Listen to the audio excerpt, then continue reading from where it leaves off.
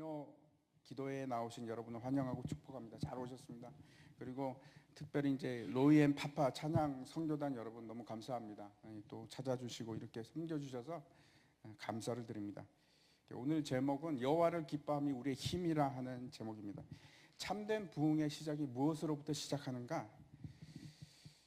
제가 오늘 말씀을 이제 준비하면서 세계 이제 부흥 역사를 다시 한번 제가 살펴보았습니다. 부흥의 중심에 과연 무엇이 있는가? 정말 핵심은 무엇으로부터 시작하는가? 여러분은 어떻게 생각하십니까? 그 핵심이 무엇이었는지. 금년에 이제 종교 개혁 500년이 되는 해입니다. 그러니까 1517년에 그 마틴 루터가 그 비텐베르크 대학에다가 95조의 그 로마 카톨릭에 대해서 그 반박문을 이제 붙입니다. 그것으로부터 이제 종교 개혁이 시작했는데 이것이 어떻게 해서 개혁으로 불붙기 시작했는가?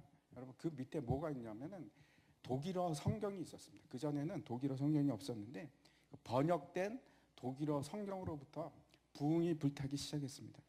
루터 이전도 마찬가지입니다.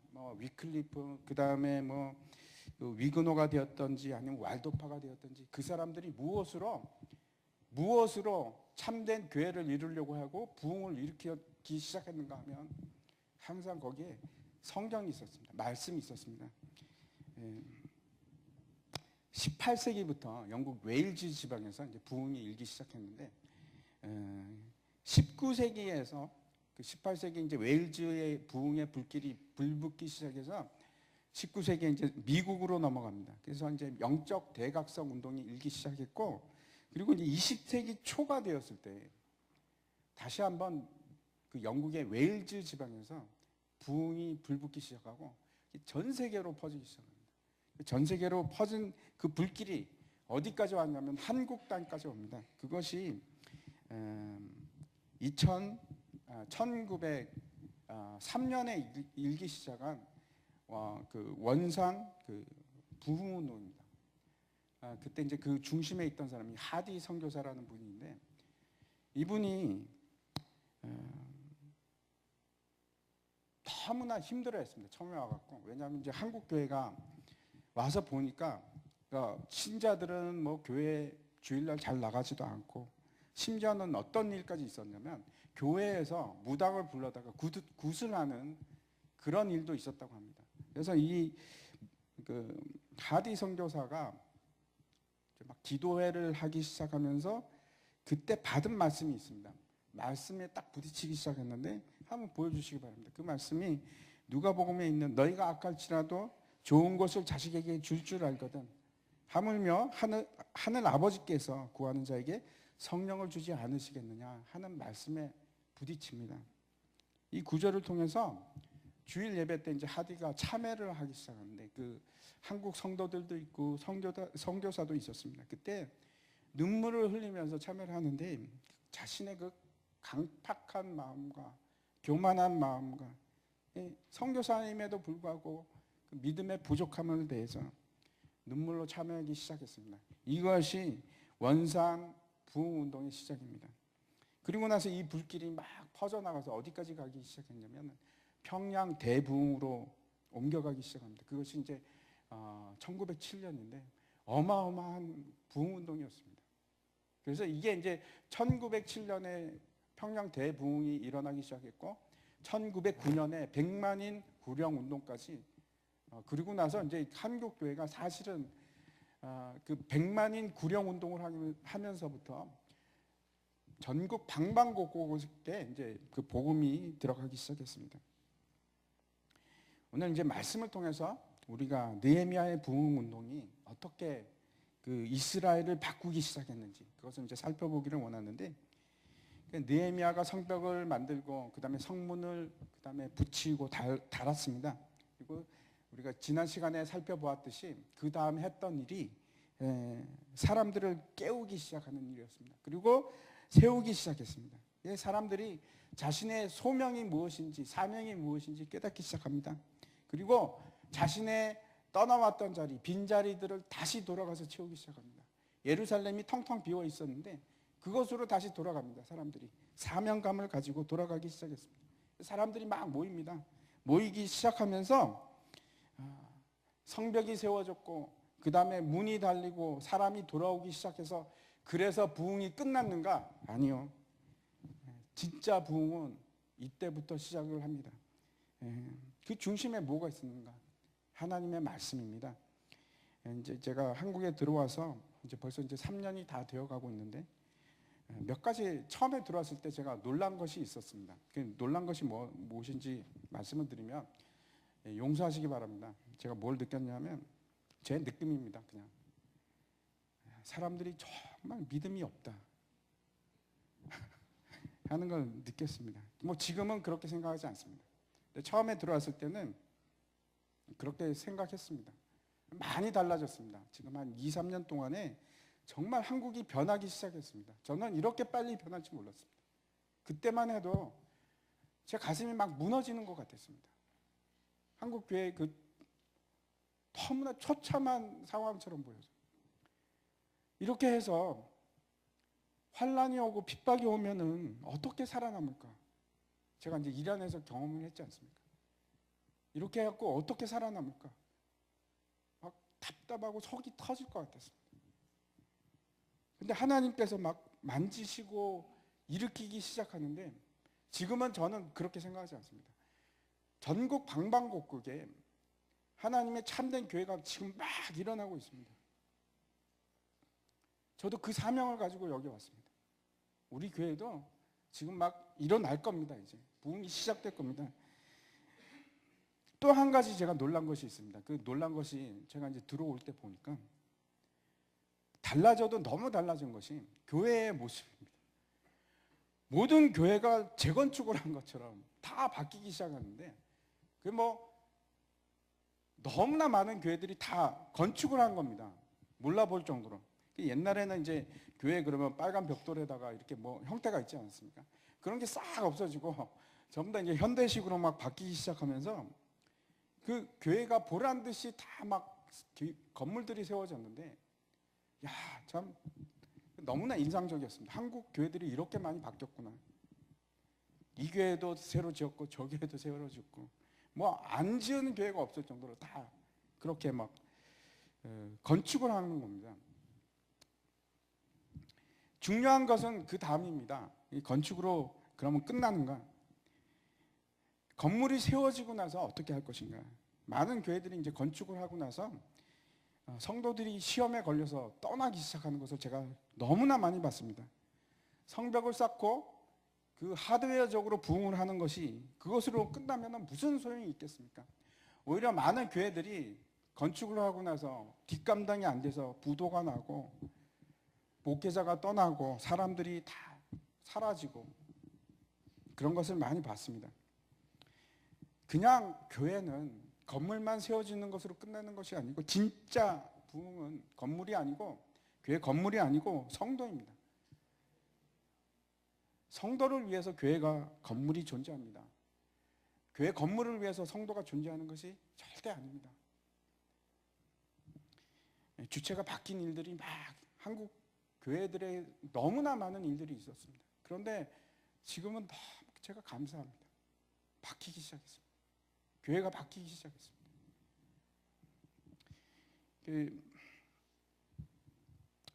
교회 건물이 세워지고 그다음에 이제 조직이 갖추어지기 시작했으면 그 다음에 어떤 일이 일어나야 할 것인가? 그 다음에 무엇을 할 것인가? 느헤미야서가 너무 분명하게 우리에게 말씀해주고 있습니다. 너무나 확실합니다. 우리가 이스라엘 역사를 통해서 배우는 것이 있는데 분명히 배우는 것이 있습니다. 이스라엘 백성들이 하나님의 말씀을 떠나기 시작하고 하나님의 말씀을 사랑하지 않고 순종하지도 않고 말씀을 읽지도 않고 그렇게 하면은 일어나는 일이 하나님의 영광이 떠나기 시작하고 하나님의 축복이 떠나기 시작했습니다. 하나님을 잊기 시작하는 겁니다. 그러면 반드시 하나님을 잃어버립니다. 이제 우리가 이제 시작점을 분명히 해야 되는데 우리가 앞에서 보면은 1장부터 느헤미야 1장부터 7장까지의 내용이 모든 부흥을 위한 인프라였다면은 이제 본격적인 그 부흥은 주목해야 될 우리가 부흥은 이 8장부터 시작입니다. 정말 우리가 하나님 안에서 그 열매를 맺는 삶을 살기를 원하는가? 정말 우리가 열매를 맺기 시작하기를 원하는가? 그러면 반드시 해야 될 것이 있습니다. 하나님의 말씀을 기뻐하는 일입니다. 우리가 잘 알고 있는 시편 1편 한번 보여주십시오. 시편 1편에 보면은 복 있는 사람은 악인들의 꾀를 따르지 아니하며 죄인들의 길에 서지 아니하며 오만한 자의 자리에 앉지 아니하고 오직 여호와의 율법을 즐거워하여 기뻐하여 주야로 묵상하는 율법을 주야로 묵상하는도다. 그는 시냇가에 심은 나무가 철을 따라 열매를 맺으며 그 잎사귀가 마르지 아니함 같으니 그가 하는 모든 일이 다 형통하리로다. 형통함과 열매가 생기는 일은 무엇으로부터 시작하냐면 여호와의 말씀을 즐거워하는 일로부터 시작합니다. 틀림없습니다. 우리도 마찬가지입니다. 우리가 이제 무엇을 해야 될 것인가? 우리가 아름다운 교회가 있지 않습니까? 우리에게 조직이 있습니다. 그러면 그 다음에 우리가 뭘 하기 시작해야 되냐면 말씀으로 돌아가는 겁니다. 하나님의 말씀으로 돌아가는 겁니다. 모든 중심에 하나님의 말씀을 놓는 겁니다. 그러면 성령님께서 우리를 깨끗게 하실 것이고 우리에게 부흥을 주실 것이고 그리고 하나님께서 분명히 우리를 사용하실 것입니다. 여러분 성경은 신비한 이 성경 자체가 신비한 마술적인 그런 힘을 가지고 있어서 우리가 성경을 읽으면은 우리가 변하고 우리의 환경이 변하고 그런 것이 아닙니다. 전혀 그렇지 않습니다. 먼저 하나님의 말씀이 우리 속에 와 닿고 우리의 삶을 변화시키기 위해서 그런 일이 있게 하기 위해서는 무엇이 시작되어야 하는가? 여러분 첫 번째 하나님의 말씀을 들어야 됩니다. 하나님의 말씀을 들으시기 바랍니다. 느헤미야의 영적인 부흥이 어떻게 시작되었는지 오늘 그 시작부터 처음부터 우리가 살펴볼 텐데 1절을 한번 보시기 바랍니다. 1절에 이스라엘 자손이 자기들의 성읍에 거주하였더니 일곱째 달에 이르러 모든 백성이 일제히 수문 앞 광장에 모여 학사 에스라에게 여호와께서 이스라엘에게 명령하신 모세의 율법책을 가져오기를 청하네. 여기서 이제 에스라가 등장을 합니다. 이제 그 느헤미야서에서는 처음으로 에스라가 등장을 하는데 이 학사 에스라, 학사란 말은 석사 밑에 학사가 아니고 그 서기관이라는 뜻입니다. 그리고 그 성경에 능통한 자 그런 뜻입니다. 아마 이 에스라는 바벨론에 갈 때도 아마 그 두루마리 성경을 막 지고 갔을 겁니다. 열심히 성경을 연구하고 공부한 사람입니다. 이 학사 에스라가 에스라서 10장을 마지막으로 이제 등장하지 않습니다. 그리고 나서 여기 이제 14년 만에 등장하는데 여기 다시 느헤미야에서 등장하는데 그 에스라 10장에서 어떻게 끝나냐면 에스라가 성전에 가서 하나님 앞에서 통곡을 합니다. 울며 기도하며 죄를 자복하는 장면으로 끝이 납니다. 그리고 이제 그 에스라만 그렇게 울고 끝이 나는 것이 아니고 에스라와 함께 모든 백성들이 통곡하면서 우는 것으로 에스라가 끝이 납니다. 그리고 여기서 다시 등장하는데 놀라운 것은 느헤미야가 그 성벽을 다 짓고 사람들을 조직하고 나서 이제부터 이 느헤미야 8장부터 서서히 뒤로 빠지기 시작합니다.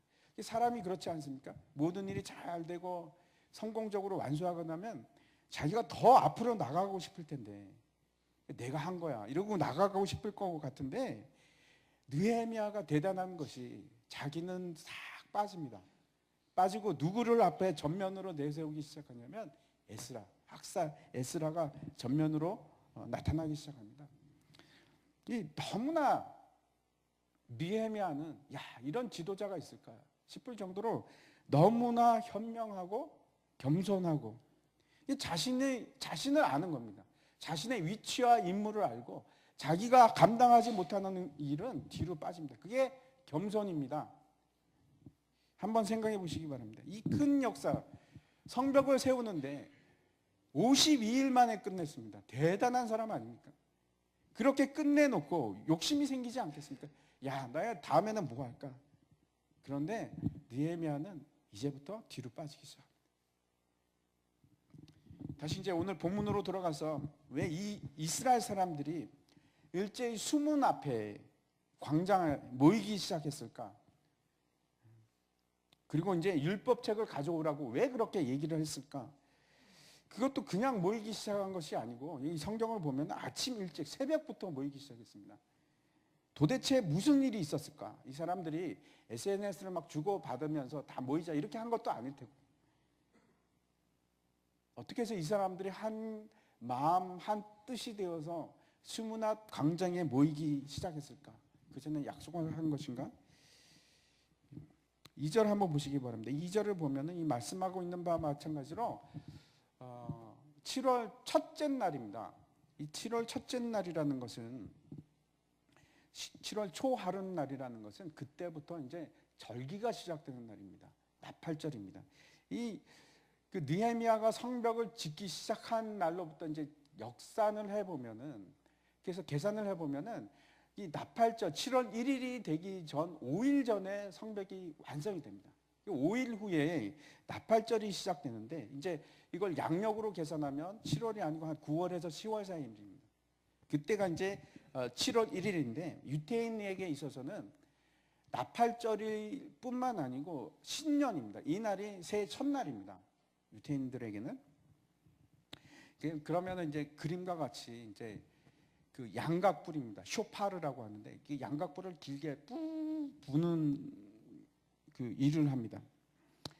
한 번 부는 것이 아니고 여러 번 부는데 왜 이 나팔을 불기 시작하나? 잠자는 영혼을 깨우는 겁니다. 그리고 나와 하나님과의 관계를 다시 한번 살펴보기 위해서, 그리고 나는 하나님과 지금 어떤 관계에 있는지 그것을 이제 다시 되새깁니다. 한번 제가 그 볼륨을 키우시고 한번 그 다음에 이제 동영상이 있는데 그 다음 장 넘기면 바로 됩니다. 한번 동영상 틀어주십시오. 저 소리가 양각 조금만 낮춰주세요.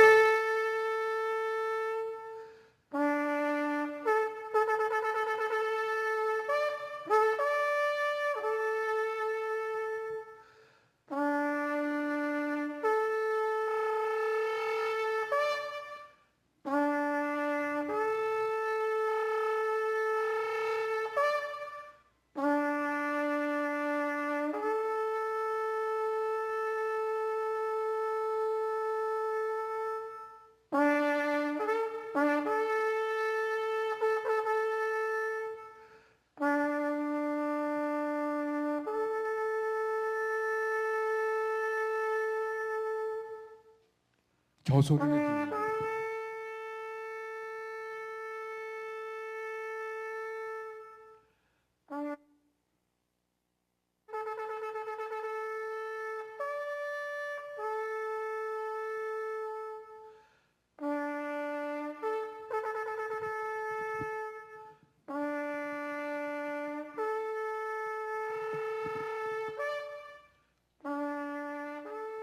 예, 이제 그만. 이게 왜 끝이 안 나는지 잘 모르겠는데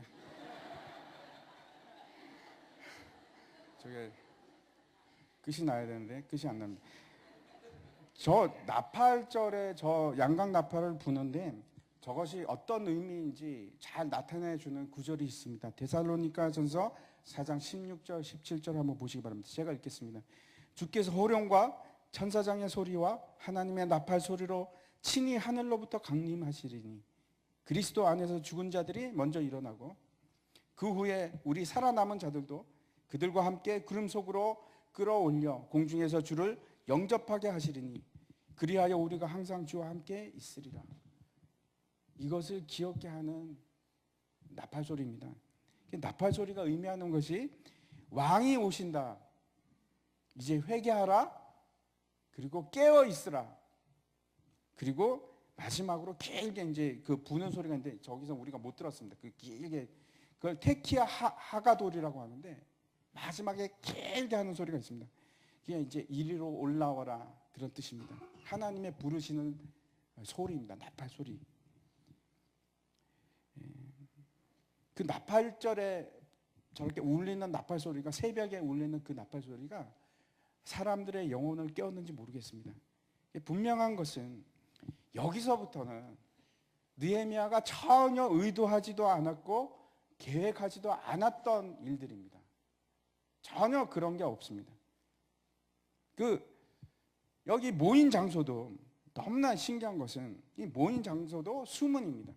이제 누가 역사하기 시작했냐면, 그렇게 성벽을 이루고 사람들을 조직하기 시작하자 성령님께서 사람들을 깨우고 불러 모으기 시작합니다. 새벽부터.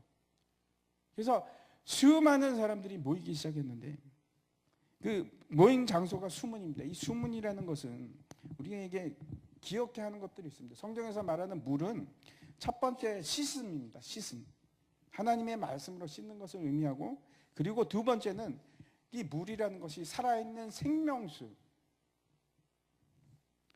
성령의 생수를 말하는 겁니다. 살아있는 물. 그리고 하나님이 이 성령을 우리의 메마른 우리의 심령에다가 부어주시는데, 그때 우리의 타는 목마른 갈증이 사라지기 시작하는 겁니다.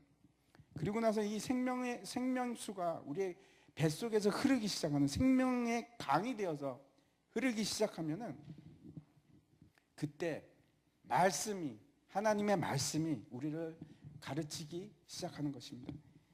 이 나팔절 첫날, 신년 첫째 날 사람들이 이제 모이기 시작하자 그들이 이제 타는 목마름으로 막 모여들기 시작하는데, 무엇에 목마르기 시작했냐면 하나님의 말씀입니다. 하나님의 말씀. 이 신년으로부터 이제 7월 1일부터 시작해서 10일째가 되면 무슨 날이냐면 대속죄일입니다. 그리고 15일부터 21일까지는 장막절입니다. 장막절이 되면 이제 텐트를 바깥에다가 치고, 그 다음에 그 광야 생활했던 것처럼 그렇게 이제 살아가는 그런 절기입니다. 틀림없이 하나님께서 52일 만에 그 대역사를 마치게 한 이유가 있는 것 같습니다. 이 나팔절을 예비하신 것입니다.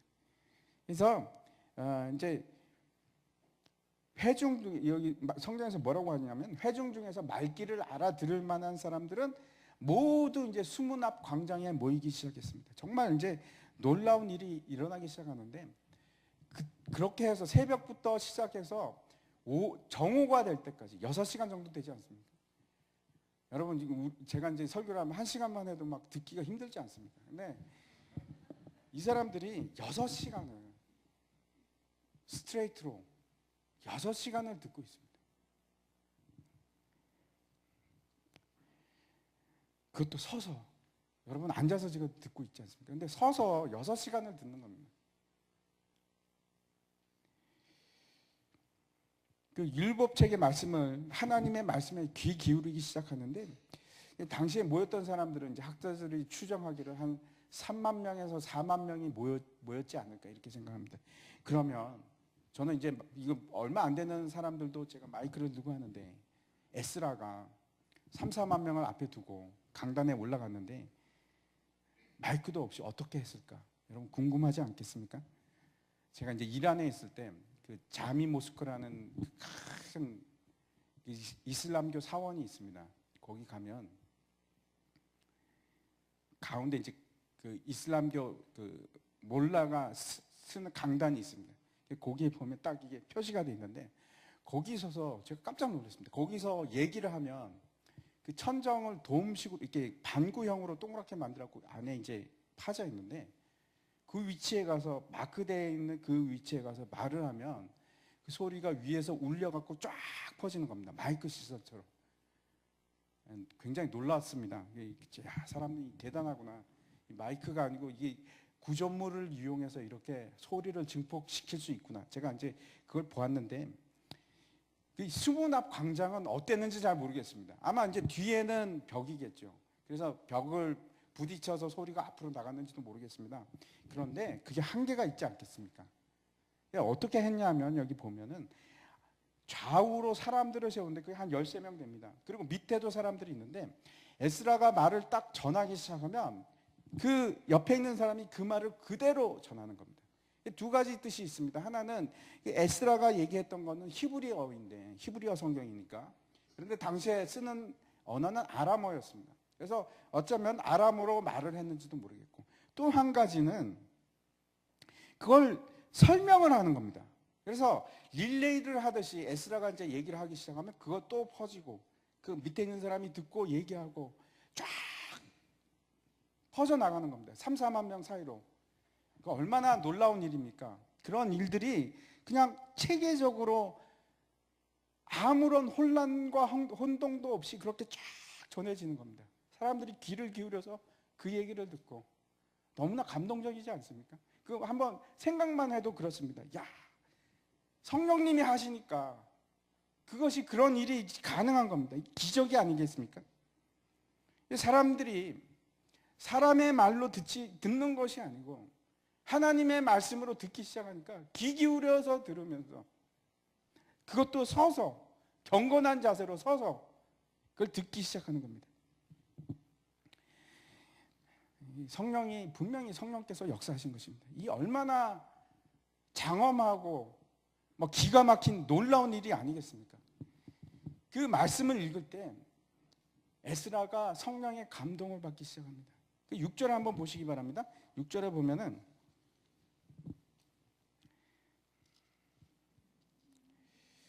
에스라가 위대하신 하나님 여호와를 송축하며 모든 백성이 손을 들고 아멘 아멘 하고 응답하고 몸을 굽혀 얼굴을 땅에 대고 여호와께 경배하니라, 이렇게 얘기하고 있습니다. 에스라가 하나님의 그 장엄하고 위대하심에 대해 축복의 말을 합니다. 그랬더니 앞에 앉아있는, 그 앞에 서 있는 모든 회중이, 백성들이 아멘 아멘, 그게 무슨 뜻입니까? 그렇게 이루어질지어다, 내가 그렇게 믿습니다, 아멘 아멘, 그러는 겁니다. 그리고 나서 더 기가 막힌 것은 하나님을 향해서 엎드려서 예배하기 시작하는 겁니다. 말씀이 임하면, 진리가 임하면 예배가 달라집니다. 진리가 선포되고 그 진리가 사람들의 마음을, 가슴에 임하기 시작하면, 충격을 주기 시작하면 여러분, 예배가 달라집니다. 과연 우리가 진리의 말씀이 없이 예배를 드릴 수 있는가? 아니요, 불가능합니다. 참된 예배는 언제나 영과 진리로 드리는 것입니다. 성령과 진리의 말씀인 예수 그리스도의 생명이 우리에게 임하지 않으면 예배가 될 수가 없습니다. 진리가 선포되기 시작하자 예배가 달라지고, 진정으로 내 온 가슴을 다해서 하나님을 예배하는 사람들이 막 생겨나기 시작합니다. 우리의 마음을 파고들기 시작하고, 그 진리가 사람들을 변화시키기 시작하는데, 첫 번째가 예배하는 사람들을 만들어가는 겁니다.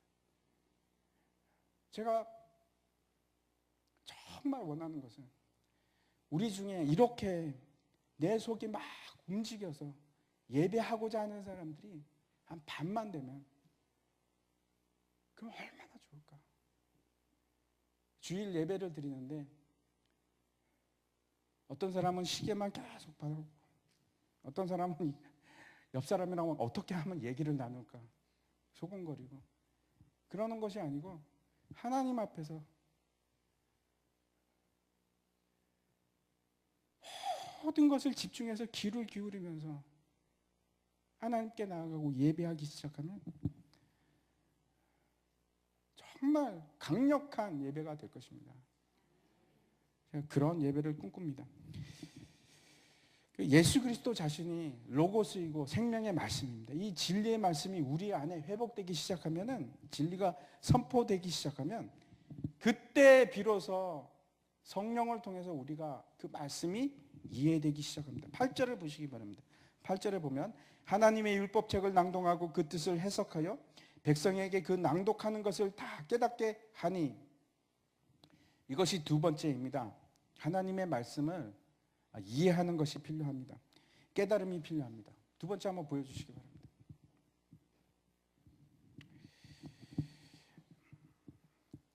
명백한, 우리에게 주시는 하나님의 명백한 말씀은, 하나님의 말씀은 여러분 해석이 들어가야 됩니다.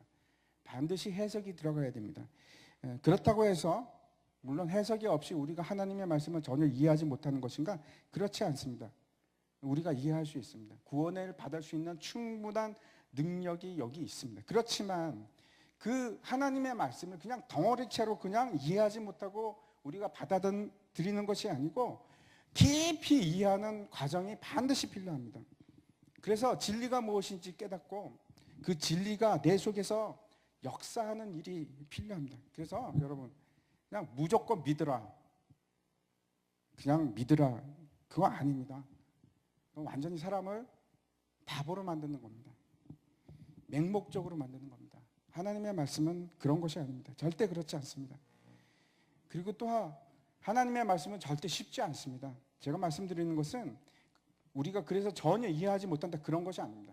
반드시 우리가 구원받을 만한 충분한, 우리가 그냥 읽어도 그런 충분한 이해를 할 수 있습니다. 그렇지만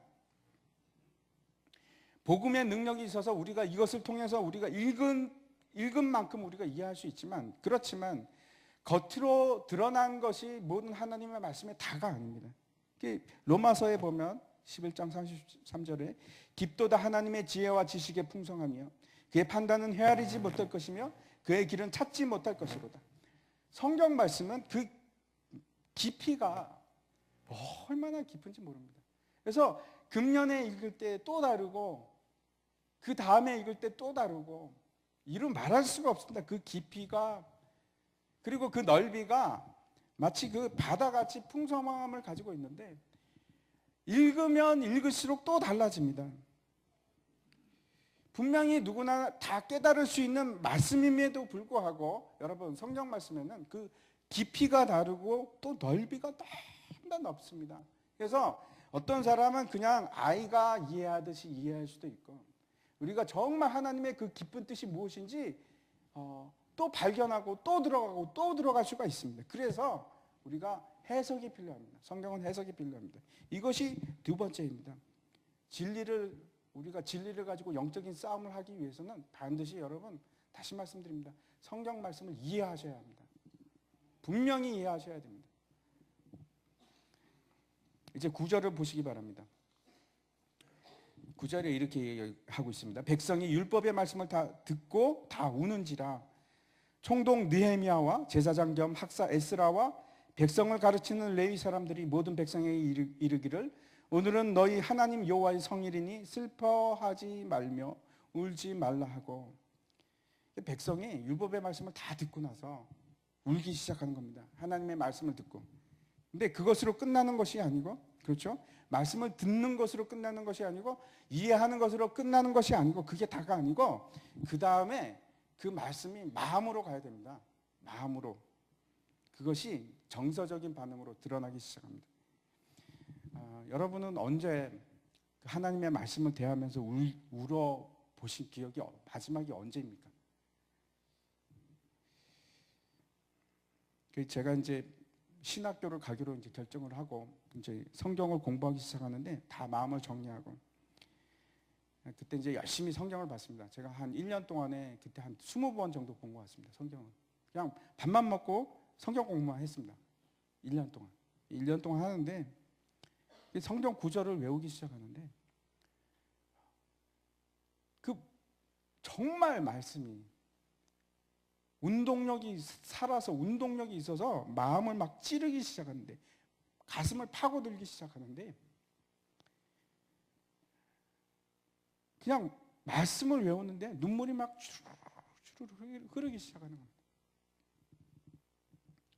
그렇게 은혜를 받으면 눈물이 납니다.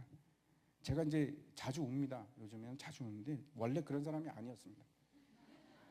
안 믿으시는 것 같은데 정말입니다. 제가 아주 독한 사람이었는데 그렇게 눈물이 납니다. 제가 은혜를 경험해서 그렇습니다.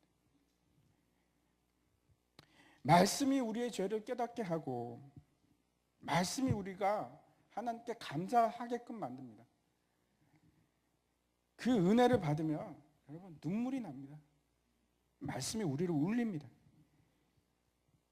이렇게 울 때 이제 구절을 보면은 백성이 율법의 말씀을 듣고 다 오는데 이 총독 느헤미야와 제사장 겸 학사 에스라와 백성을 가르치는 레위 사람들에게 그 백성에게 이르기를 오늘은 너희 하나님 여호와의 성일이니까 슬퍼하지 말며 울지 말라 이렇게 말하고 그다음에 느헤미야가 또 이렇게 얘기합니다. 그들에게 이르기를 너희는 가서 살찐 것을 먹고 단 것을 마시되 준비하지 못한 자에게는 나누어 주라. 이날은 우리 주의 성일이니 근심하지 말라. 여호와로 인하여 기뻐하는 것이 너희의 힘이니라 하고 이렇게 말씀하고 있습니다. 에스라가 이렇게 하는 겁니다. 오늘은 여호와의 성일이니까 울지 마라. 느헤미야가 백성들에게 또 이렇게 얘기합니다. 여호와로 인하여 기뻐하는 것이 너희의 힘이라. 여호와로 인하여 기뻐하는 것이 너희의 힘이라. 죄를 통해서 우리에게 슬픔이 왔습니다. 그리고 두려움이 옵니다. 하지만 하나님께서 말씀이 우리를 회개케 하고 우리를 구원의 확신으로 몰고 가는데 이끌어 주시는데 그것이 눈물이 나는데 그 흘리는 눈물이 회개의 눈물이기도 하고 감사의 눈물이기도 합니다. 죄인들은 기뻐할 이유가 없습니다. 그런데 하나님의 자녀는 울 필요가 없습니다. 이제는 더 이상 울 필요가 없습니다. 하나님의 자녀가 되면 놀라운 힘이 생기기 시작하는데 어떤 힘인가 하면 슬픔을, 환경을, 아무것도 바뀌지 않은 것 같은 이 환경을 기쁨으로 돌려놓습니다. 놀라운 능력입니다. 그게 힘입니다. 그것이 어디로부터 오는가? 하나님으로부터 오는데 하나님의 말씀을 통해서 우리에게 오는 것입니다. 그 힘이 우리를 기쁘게 합니다. 여러분이 그 기쁨에 기초하고 있다면, 그 말씀에 여러분의 모든 것을 기초하고 있다면 우리는 항상 기뻐할 수 있습니다. 데살로니가 전서에서 이렇게 얘기하지 않습니까? 항상 기뻐하라, 쉬지 말고 기도하라, 범사에 감사하라. 이는 그리스도 예수 안에서 너에게 주신 하나님의 뜻이라고 분명히 말씀합니다. 그런데 우리의 기쁨의 근거가 나의 믿음에 있으면 그렇게 할 수가 없습니다. 그런데 우리의 기쁨의 근거는 내 자신의 믿음에 있는 것이 아니고 하나님의 말씀에 있습니다. 마지막으로 17절을 한번 보시기 바랍니다.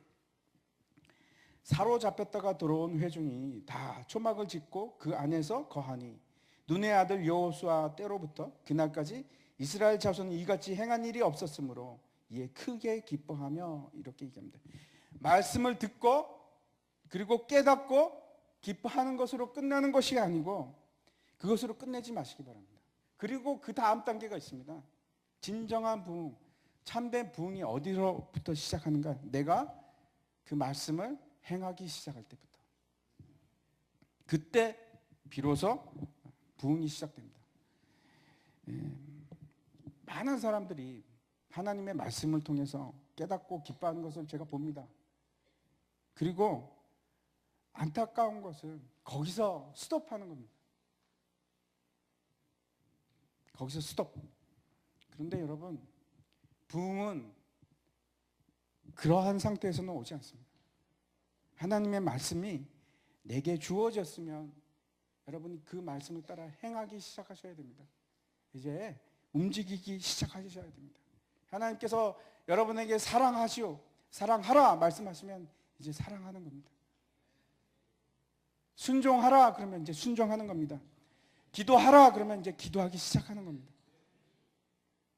그때 비로소 부흥이 우리에게 임하기 시작합니다. 하나님의 말씀을 사랑하고 그 말씀대로 지켜 행하는 것이 그게 부흥입니다. 다른 것이 부흥이 아니고 그 말씀이 주어졌을 때 내가 그것을 행하기 시작할 때 그걸 우리가 뭐라고 얘기하느냐? 부흥이라고 얘기합니다. 그 원산 부흥이나 평양 대부흥이나 마찬가지입니다. 사람들이 회개하고 울고 기뻐하고 그리고 나서 무엇이 따르기 시작했냐면 행동이 따르기 시작했습니다. 삶을 바꾸기 시작하는 겁니다. 저희 아버님이 이제 물론 이제 30년생이시지만 31년생이시지만 저 평양 대부흥의 영향을 받으셨습니다. 이게 계속 오랫동안 지속이 됐습니다. 우리나라에서. 그래서 저희 아버님이 저한테 말씀을 하시는데 중학교 때 컨닝을 한 적이 있었습니다. 저희 아버님께서.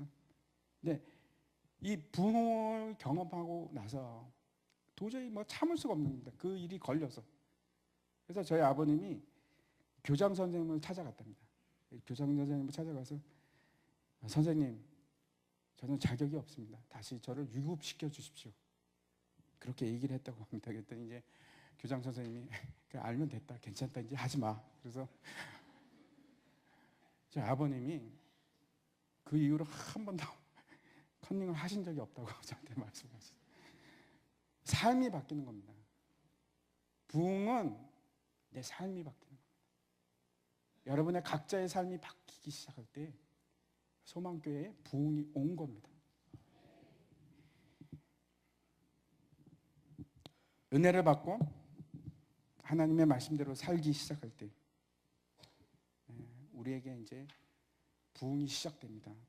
이제 오늘 말씀을 가지고 기도를 했으면 좋겠습니다. 반주 좀 넣어주시기 바랍니다. 첫 번째 기도했으면 좋겠는 것은 하나님 성령을 부어주셔서 내가 말씀을 깨닫게 하여 주시옵소서. 우리의 예배가 성령의 임재가 있고 말씀을 깨달아 알기 시작하고 그것이 이해되고 그것이 내 가슴을 찌르기 시작하면 우리 교회의 예배가 달라집니다.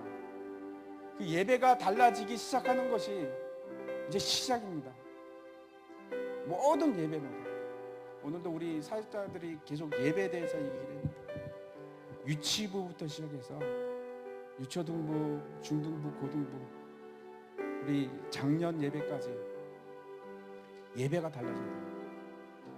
말씀이 진리가 선포되고 그 진리로부터 여러분 찔림을 받고 내 가슴 속에 맺히기 시작해야 됩니다. 역사하기 시작해야 됩니다.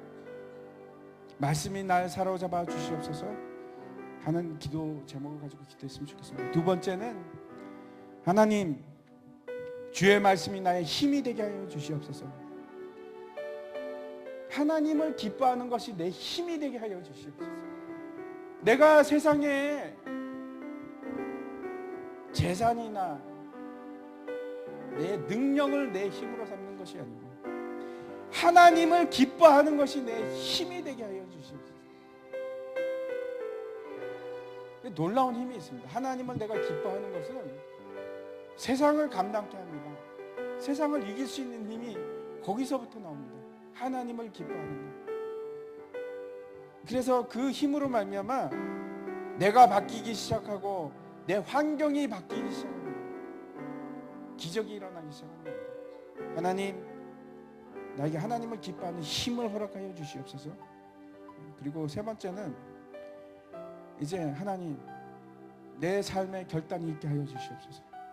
내가 주님의 말씀을 알고 이해하고 그것으로 끝나는 것이 아니고 주여 이제 나는 움직이게 하여 주시옵소서. 내가 행하는 자가 되게 하여 주시옵소서. 내 입술로만 믿음을 말하는 것이 아니고 내 행동으로 주를 증거하게 하여 주시옵소서. 세상의 빛과 소금이 되게 하여 주시옵소서. 이 세 가지 기도 제목을 가지고 우리가 같이 기도했으면 좋겠습니다. 같이 기도하겠습니다.